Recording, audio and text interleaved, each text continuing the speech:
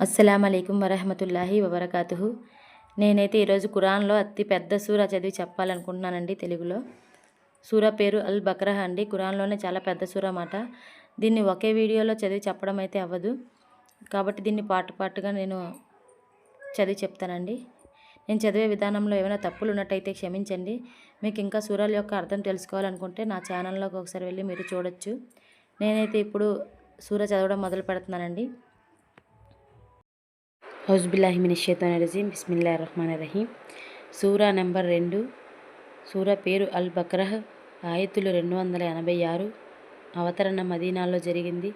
అనంత కరుణామయుడు అపార కృపాశీలుడైన అల్లాహ్ పేరుతో ప్రారంభిస్తున్నాను.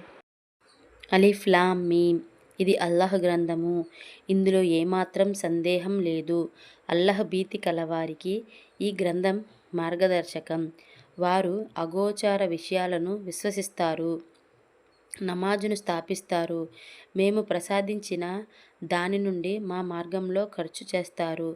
మేము నీపై అవతరింపచేసిన గ్రంథాన్ని, ఖురాన్ను, నీకు పూర్వం అవతరింపచేసిన గ్రంథాలను విశ్వసిస్తారు. పరలోకాన్ని దృఢంగా నమ్ముతారు. ఇలాంటి వారు తమ ప్రభువు తరపు నుండి రుజుమార్గంలో ఉన్నారు. సాఫల్యం పొందేవారు వారే. ఈ విషయాలను తిరస్కరించిన వారిని నీవు హెచ్చరించినా హెచ్చరించకపోయినా ఒక్కటే. వారు విశ్వసించేవారు కారు. అల్లాహ్ వారి హృదయాలకు, వారి చెవులకు ముద్ర వేశాడు. వారి కన్నులపై తెరపడింది. వారు కఠిన శిక్షకు అర్హులు. అల్లాహ్ను, అంతిమ దినాన్ని మేము విశ్వసించాము అని అనేవారు కూడా కొందరు ఉన్నారు, కానీ వాస్తవంగా వారు విశ్వాసులు కారు. అల్లాహ్ను, విశ్వాసులను వారు మోసం చేస్తున్నారు, కానీ యథార్థంగా వారు తమను తాము తప్ప మరెవరినీ మోసం చేయటం లేదు. అయితే ఈ విషయాన్ని వారు గ్రహించటం లేదు. వారి హృదయాలకు ఒక రోగం పట్టుకుంది. అల్లాహ్ ఆ రోగాన్ని మరింత అధికం చేశాడు. వారు చెప్పే ఈ అబద్ధానికి గాను వారికి వ్యధభరితమైన శిక్ష పడుతుంది.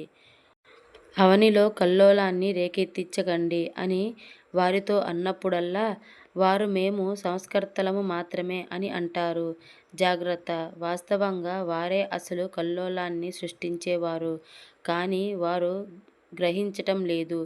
ఇతరులు విశ్వసించిన విధంగానే మీరు విశ్వసించండి అని వారితో అన్నప్పుడు వారు మూర్ఖులు విశ్వసించిన విధంగా మేము విశ్వసించాలా అని జవాబిస్తారు. జాగ్రత్త, వాస్తవంగా వారే మూర్ఖులు, కానీ అది వారికి తెలియదు. విశ్వాసులను కలిసినప్పుడు వారు మేము విశ్వసించాము అని అంటారు, కానీ తమ శైతానులను ఏకాంతంగా కలిసినప్పుడు వారు అసలు మేము మీతోనే ఉన్నాము, వారిని కేవలం ఎగతాళి చేస్తున్నాము అని అంటారు. అల్లాహ్ వారిని ఎగతాళి చేస్తున్నాడు. ఆయన వారికి వ్యవధినిస్తూ పోతున్నాడు. వారు తలబిరుసుతనం వల్ల అందులే గమ్యరహితంగా తిరుగుతూ పోతున్నారు. సన్మార్గానికి బదులుగా అపమార్గాన్ని కొనుక్కున్న ప్రజలు వారే, కానీ వారి ఈ బేరం వారికి లాభదాయకమైంది కాదు. వారు ఎంతమాత్రం సత్యమార్గంలో లేరు. వారి ఉపమానం ఇలా ఉంది. ఒక వ్యక్తి నిప్పు రాజేసినంతనే పరిసరాలన్నీ ప్రకాశించాయి. అప్పుడు అల్లాహ్ వారి కంటి వెలుగును హరింపచేసి అంధకారంలో ఏమీ కానరాని స్థితిలో వారిని వదిలాడు. వారు చెవిటివారు, మూగవారు, గ్రుడ్డివారు. ఇక వారు రుజుమార్గానికి మరలిరారు. లేదా మరొక ఉపమానం, ఆకాశం నుండి భారీగా వర్షం కురుస్తోంది. దానికి తోడు చిమ్మ చీకట్లు, ఉరుములు, మెరుపులు.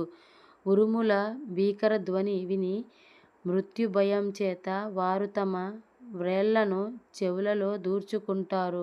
అల్లాహ్ ఈ సత్య తిరస్కారులను అన్ని వైపుల నుండి పరివేష్టించి ఉన్నాడు. వారి పరిస్థితి మెరుపులు వారి దృష్టిని ఎగురవేసుకుపోతాయా అనే విధంగా ఉంది. వెలుగును చూసినప్పుడల్లా వారు కొంత దూరం నడుస్తారు, చీకటి క్రమ్ముకోగానే ఆగిపోతారు. అల్లాహ్ కోరితే వారి వినికిడిని, వారి చూపును సంపూర్ణంగా నశింపచేసేవాడే.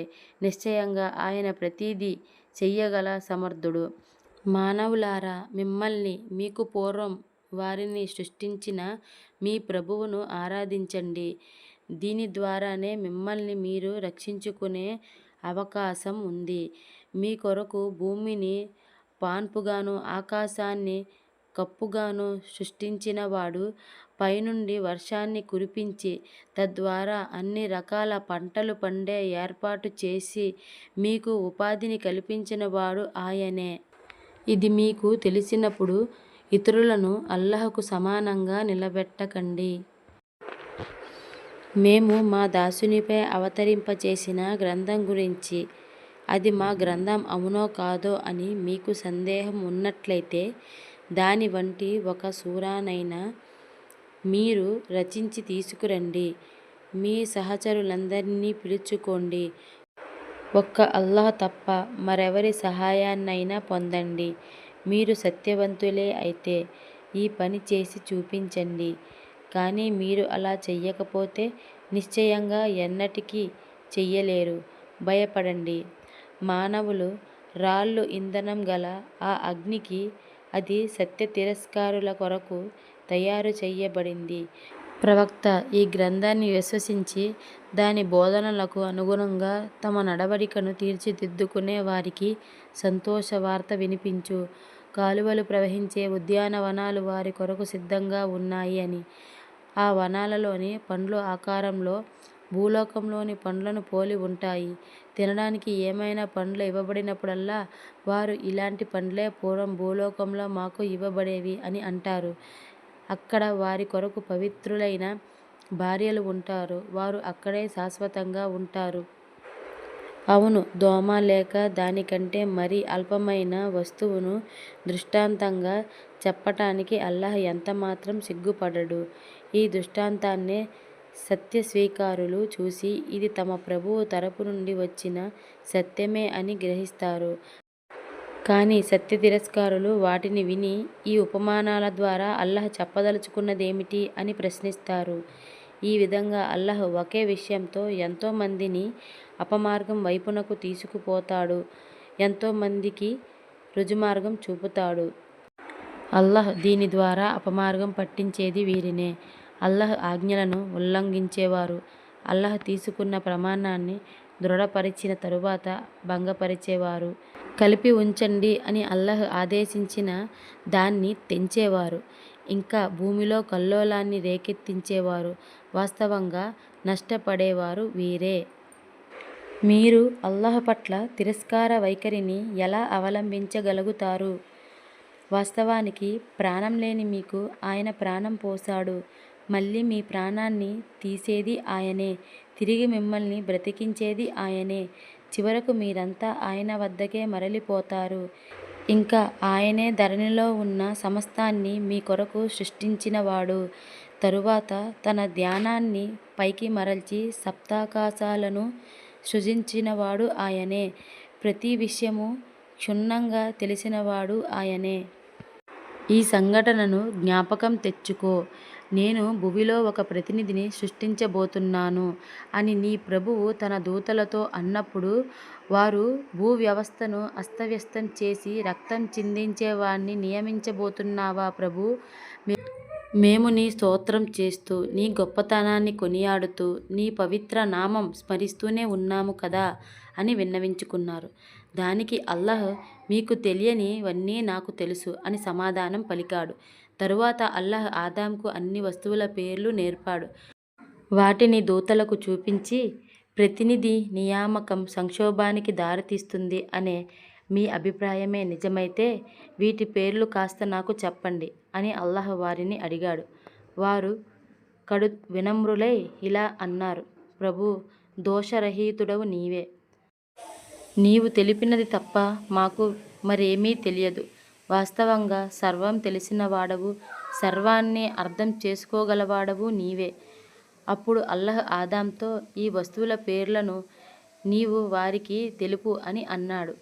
ఆదాం వారికి వారి పేర్లన్నీ తెలుపగానే అల్లాహ్ ఇలా ప్రకటించాడు: భూమి ఆకాశాలలో మీకు గోప్యంగా ఉన్న సత్యాలన్నీ నాకు తెలుసని, మీరు ప్రకటించేవి మీరు దాచేవి అన్నీ నాకు తెలుసని నేను మీకు చెప్పలేదా? ఇది అల్ బక్రా సూర యొక్క అర్థం పార్ట్ 1 అండి. ఇన్షాల్లా మిగతా సూర అంతా కూడా చదివి వినిపించే భాగ్యం అల్లా ఇవ్వాలని కోరుకుంటున్నాను. నేను చదివే విధానంలో తప్పు ఉన్నట్టయితే క్షమించండి.